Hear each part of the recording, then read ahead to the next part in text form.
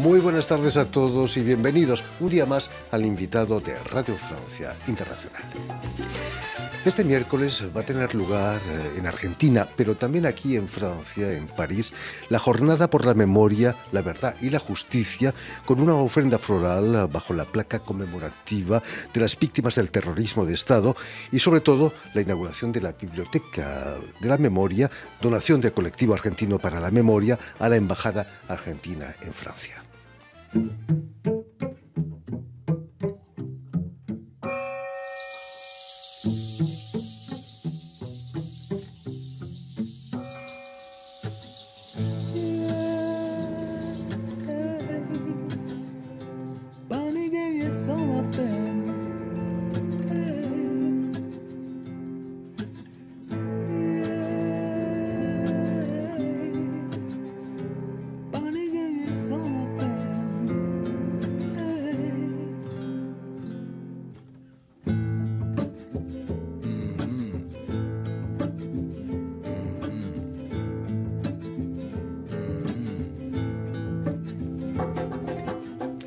Y precisamente para hablarnos de estos actos, pero también de su vivencia como exiliada en Francia desde hace 45 años, tenemos con nosotros a Estela Belloni, presidenta del Colectivo Argentino por la Memoria. Muy buenas tardes, Estela. Y sobre todo, muchísimas gracias por haber aceptado nuestra invitación. Gracias a ustedes, por supuesto. Cada vez que tenemos un micrófono abierto, nosotros tratamos de aprovecharlo. Y nosotros estamos encantados de que lo aproveches. Permíteme que explique ante todo que has nacido en Buenos Aires en 1948, si no me equivoco, sí, y que eres viuda del sindicalista Alberto Belloni, fallecido en exilio en 2005. Pero en el 75 tuvisteis ambos el terrorismo de Estado en carne propia, ¿no? ¿Cómo fue esa historia? Sí, y la fecha es importante, 75, porque es antes del golpe, es decir, bajo el gobierno de la mujer de Perón, la tercera mujer, Isabelita, como le decían, Isabel Perón, María Estela Martínez de Perón, que había formado con su López Rega, que era, le decían el brujo, las 3A, las triple A, un grupo paramilitar, parapolicial, que justamente lo que primero atacaba es a activistas, sindicalistas y intelectuales. Hay que decir que la AAA era la Alianza Anticomunista Argentina. Sí. Terrible, ¿no? ¿Y qué pasó en vuestra casa? Bueno, vinieron un día martes, vinieron 1 de julio, 75, vinieron justo un año a la muerte de Perón, porque Perón muere el 1 de julio del 74, y vienen a allanarnos. Cuento lo que encontramos. Nosotros llegamos, de acuerdo a los vecinos, 3 horas más tarde, y hacía 10 minutos que se habían ido. Eran 8 personas, 8 hombres bien armados, que aparentemente nos esperaban, y en realidad el que nos salvó la vida fue mi hermano, porque era el día de cumpleaños de mi hermano. Y entonces estábamos en la casa de mis padres festejando el cumpleaños. Si no hubiéramos estado en casa, día de semana, había que trabajar, o sea que... Os estuvieron esperando casi 3 horas. 3 horas, destrozaron todo, o sea, rompieron la puerta y todo eso. Cosa que es cuando llegamos nosotros, vamos a abrir la puerta y no hay puerta, no hay nada. Y bueno, lo único que atinó a hacer mi esposo Alberto fue... Como él era muy meticuloso, tenía todos nuestros documentos juntos, libretas de casamiento, documentos, su pasaporte, yo nunca había tenido pasaporte, libreta universitaria, y toma para tener los documentos, y eso es lo que faltaba. Y eso es bastante habitual en ese momento, porque como no había captura normal, tomaban los documentos y en el momento de que había un acto, una muerte, tiraban los documentos para justificar que haya captura para alguien.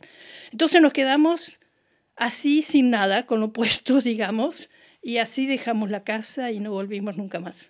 ¿Cuáles creéis que eran las intenciones de esos 8 hombres? Secuestrados, evidentemente. Dejar de pensar y pensar de otra manera. Mi esposo había escrito 2 libros, era activista, estaba dando clases en la universidad, en la Universidad Católica inclusive, y bueno, no se podía pensar de otra manera. Ser opositor, no se podía. Tu marido, Alberto Belloni, era sindicalista, pero tú también eras militante, militabas por... Sí, mi esposo tiene una historia más larga que la mía, por supuesto. Él fue sindicalista, dirigente nacional de ATE, Asociación de Trabajadores del Estado. Él había estudiado bajo el gobierno de Perón justamente como aprendiz mecánico. Él era mecánico de los barcos en el puerto de Rosario. Va a Buenos Aires porque la burocracia sindical peronista lo persigue. Había escrito ya 2 libros, toda una participación notoria, muy asambleario, libre pensador, nunca se había afiliado, digamos. Pertenecía a lo que se puede decir la izquierda nacional, para darle un título. Y va a Buenos Aires y es ahí donde lo conozco y bueno, desde el 67 estuvimos juntos. Eras muy joven, ¿no? Muy joven, pero desde los 16 años yo militaba, como tú habías dicho, ya me había empezado a militar en un grupo trotskista que tenía toda una política de actividad fabril. Entonces entro a trabajar en las fábricas, en las villamiserias, o sea, un contacto directamente con la gente que sufría, ¿no? Estela, después del allanamiento no fue fácil dejar Argentina, ¿no? No fue nada fácil. Primero porque nosotros teníamos una posición bastante crítica frente a lo que era la lucha armada, ¿no? Que había 2 grupos importantes, sobre todo en Argentina, y a pesar de acompañarlos, digamos, entre comillas, ¿no? Pero eso significó que no teníamos el apoyo de ningún grupo político ideológico. Comparado, por ejemplo, con lo que pasó con Chile, la gente que pertenecía al PS chileno, al Partido Socialista chileno, también pudo salir fácilmente. Nosotros, como estábamos ahí medios colgados, tuvimos bastante problemas y nunca pensamos salir, digamos, ¿no? Porque primero, porque no teníamos ningún medio, ningún tipo de relación, y segundo, posibilidades. Yo ni siquiera tenía pasaporte. Y entonces pasamos a la clandestinidad, porque te iban a buscar al lugar de trabajo, así que yo tuve que dejar de trabajar. Y mi esposo también, así que fue un año muy escondido, muy duro, muy difícil. ¿Cómo lograsteis salir del país?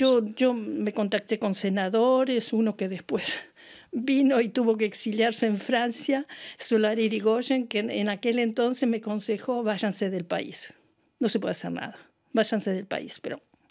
Y entonces viene el golpe, el círculo de amigos cada vez se iba cerrando más, tenemos muchos amigos desaparecidos, y fue un estudiante de Oxford, inglés, que estaba trabajando sobre movimiento obrero y que hizo su tesis sobre el movimiento obrero. Muy joven, tiene mi edad, o sea que en aquel entonces era muy joven, y que venía, y el contacto principal era Alberto, que para nosotros, bueno, para Alberto era un hijo realmente. Y cuando nos vio en esa situación, dice: ustedes no pueden seguir así, y sacó $2.000 de su beca, hijo de obrero que había podido llegar a Oxford, de su beca para poder pagarnos el viaje. Y le debemos también la vida a Danny James, que ahora es un eminente escritor muy conocido en Argentina y que se especializó en la historia del movimiento obrero argentino. Y con una enorme generosidad. Enorme, enorme. Él y su mujer, Lynn. Bueno, Fantástica eso es para historia. explicarte que la gente que pudo salir rápidamente es la que también pudo volver rápidamente, porque tenía fondos, porque tenía toda una estructura, porque eran profesionales, abogados y todo eso, tuvieron un puesto, y bueno, eso también marca no solamente la salida, sino también el tipo de exilio también que uno vive, ¿no? Precisamente, ¿cómo fuiste recibido aquí en Francia? Estaba Valéry Giscard d'Estaing como presidente todavía. Sí, pero nosotros hicimos todos los trámites para pedir el estatuto de refugiado político con France Terre d'Asile, y fue muy bien, realmente eso es algo que hay que agradecer. Que era la porque organización... además lo habrían abierto las puertas los chilenos. Entonces nosotros veníamos justo después del 73 chileno, y entonces es como que ya sabían lo que había que hacer. Foster Dasil era la organización de la mujer de François Mitterrand, Daniel Mitterrand, Sí, ¿no? sí, sí, teníamos mucho contacto con ella. Sí, sí, hicimos varias cosas juntos. ¿Cómo son esos primeros años aquí en Francia? ¿Empezáis a trabajar, a militar también? Empezamos, fueron duros porque tuvimos que hacer cualquier cosa para sobrevivir. Es decir, con el Estatuto de Refugiados Políticos uno tiene el derecho de trabajar, no como en otros lugares, Suecia, que te pagan, aquí no, pero bueno, eso es muy importante. Y entonces empezamos a trabajar de muchas cosas. Limpiábamos la Gare du Nord de noche, cuidar niños, pegar afiches en las calles, o sea, lo que venía. Y yo estudiaba francés porque no sabía nada de francés, y para poder hacer mis equivalencias y poder obtener algún título para poder trabajar en Francia, cosa que hice. Yo era antropóloga, había estudiado antropología, me dieron las equivalencias y hice aquí mis estudios superiores en lengua y civilización hispanoamericana, lo que me permitió dar clases de español. Y terminé como profesora de español aquí en Francia. ¿Cómo nace, Estela, el colectivo por la memoria? Es interesante lo de la historia del colectivo, porque el colectivo nace en el 2006. Empezamos a charlar con Alicia Bonet-Krueger, que es ella la presidenta del colectivo, y para fundar el colectivo. Y la gente puede preguntarse por qué el 2006, está un poco tardío. No, no es nada tardío. Es decir, que antes habíamos trabajado en otro tipo de organizaciones de solidaridad para ayudar a sacar a gente y pedir y llenar firmas en la puerta del Georges Pompidou para la liberación de sindicalistas, lo que sea. Y el 2006, ¿por qué? Porque en el 2013 se da un cambio muy importante en la Argentina, que es, asume como presidente Néstor Kirchner, y ¿qué es lo que hace él? Una de sus primeras medidas fue la abolición de las leyes de amnistía, porque los gobiernos anteriores, después de la democratización, había como una especie de arreglo de no tocar mucho a los militares. Bueno, olvidemos lo que pasó. Es un poco lo que pasó en Chile y lo que pasó en Uruguay. No se habla más. Argentina tuvo otra historia, por suerte, y que entonces era una forma de acompañar lo que estaba pasando y lo que se iba a iniciar en Argentina con los juicios a los genocidas. Toda la tarea de recuperación de la memoria pasa por recuperar niños que fueron cedidos, dados a militares, ¿no? Sí. Todavía sigue esa campaña, ¿no? Hay gente... Claro, por eso nosotros decimos que hay que mantener la memoria y seguimos hasta hoy, porque es algo presente, no es algo 45 años, pero no es algo... La historia sigue ahora. ¿Por qué? Porque el año pasado se encontró a la nieta 130 de las abuelas. Quiere decir que no es algo del pasado. Y vamos a seguir, y va a seguir, ¿no? Las abuelas crearon todo un banco de ADN, que significa que eso va a seguir. Y por otro lado, el objetivo también es decir la verdad de lo que pasó. Lo que significaron los vuelos de la muerte, lo que significaron las torturas. Y sobre todo la justicia, es decir, que realmente sigan los juicios a los militares por crímenes de lesa humanidad y genocidio. No se han acabado esos juicios. No, siguen. Lo que pasa es que, claro, ya la gente que ha participado en esa época es gente muy mayor y se están muriendo, pero nosotros decimos que es un golpe cívico militar, porque los militares no pueden actuar solos si no tiene toda una infraestructura civil que la acompañe y que sigue, digamos. Estela, este miércoles, y guardando las distancias necesarias, el virus nos obliga a eso, se va a hacer aquí en París una ofrenda floral ante la placa conmemorativa de las víctimas del terrorismo de Estado en Argentina. Pero cuéntanos, ¿desde cuándo existe esa placa? Y fuiste vosotros el colectivo argentino. Exactamente, el colectivo argentino por la memoria, uno de los primeros actos que hicimos, fueron dos actos iniciales muy importantes. Uno fue colocar en la embajada, en la entrada de la embajada, una placa contra el terrorismo de Estado. Y lo que es importante, en homenaje a las víctimas, pero que nosotros lo iniciamos en el año 72. Como yo decía, la represión en Argentina había sido antes. En el 72 hubo un fusilamiento de presos entre Leu, y a partir nosotros de ahí consideramos que era una cosa planificada y se puede hablar de terrorismo de Estado. Quiere decir que nosotros partimos del 72 y la placa dice hasta el 83, que fue la democratización en Argentina. ¿Por qué la placa en la embajada? Durante la dictadura en la embajada se instaló lo que se llamaba la escuela piloto. La escuela piloto eran militares que tenían como tarea, entre ellos el capitán Astiz, que tenían como tarea de infiltrar los grupos de solidaridad en el exilio. Y se habla de que en algunos lugares, en Barcelona, en España, hubo exiliados desaparecidos, en Italia también. Y mi esposo también tuvo una experiencia de ese tipo, porque él daba charlas en la Universidad de Vincennes, lo que era la Universidad de Vincennes, sobre historia de civilización latinoamericana, y siempre había en el fondo un hombre bien trajeado, corbata y todo eso, hasta que en la universidad el director le dijo: mira, tengo cuidado porque nos han dicho que hay infiltrados.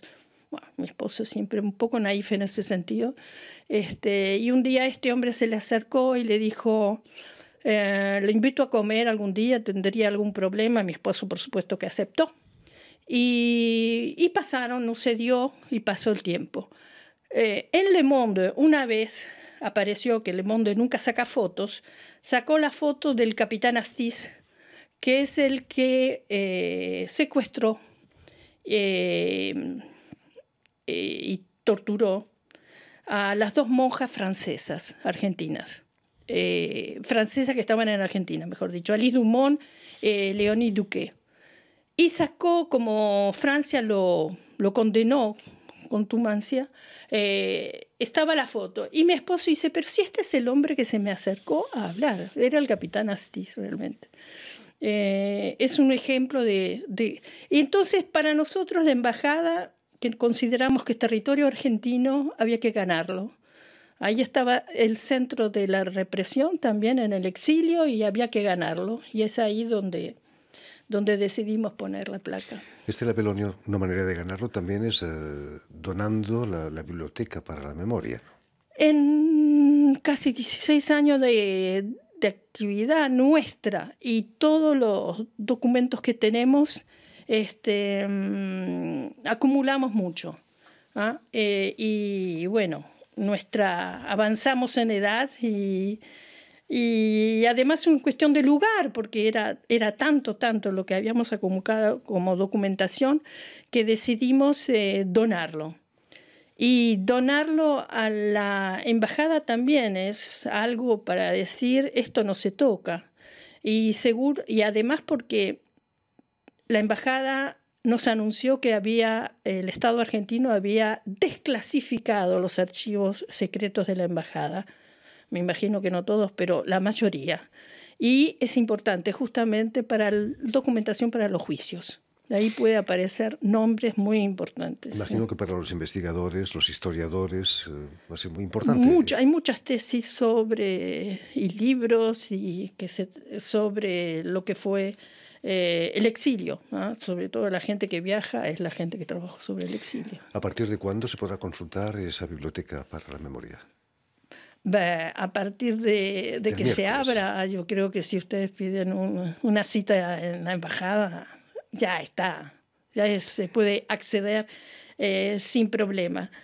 También quería decir que la municipalidad de Fontenay-sous-Bois nos ayudó a financiar la numerización de esa biblioteca. Quiere decir que en poco poco plazo daremos también el enlace, porque todo está numerizado y de acceso libre, sin ningún tipo de problema. En fin, muchísimas gracias, Estela Belonio, por haber estado aquí con nosotros. Ya lo saben, pueden pasarse por la Embajada de Argentina, aquí en Francia, en París, y poder consultar esta maravillosa biblioteca de la memoria que ha creado este colectivo argentino para la memoria.